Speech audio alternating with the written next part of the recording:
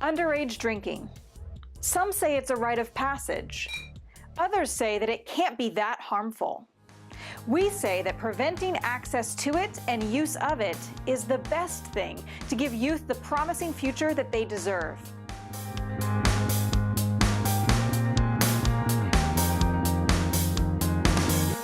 Hi, I'm Ricky Barton with Community Partnership of the Ozarks, and I'm here to talk to you about the importance of underage drinking prevention.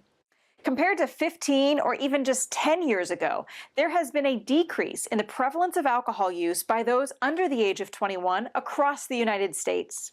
This is fantastic news, but it often begs the question that since underage drinking is on the decline, shouldn't we divert our prevention resources and efforts to address other valid concerns like marijuana, meth, heroin, and prescription drugs?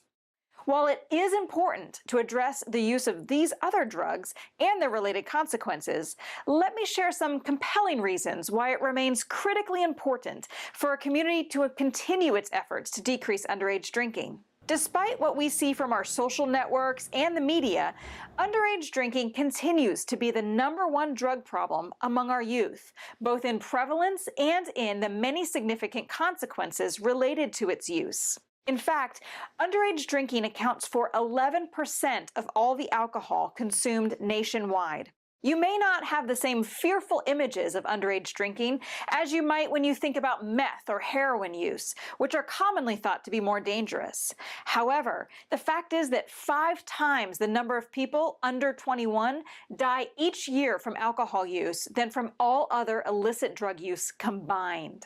Youth can become addicted to alcohol much quicker than it takes an adult to become addicted.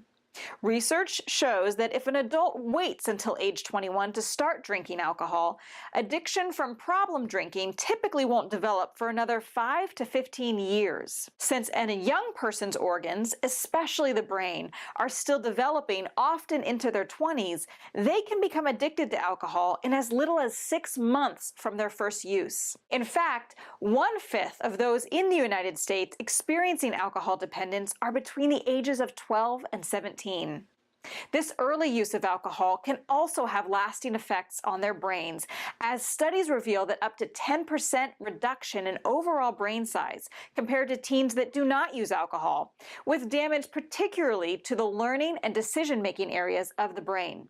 It should then be no surprise that underage drinking is a significant factor in 40% of all academic problems and 28% of all school dropouts.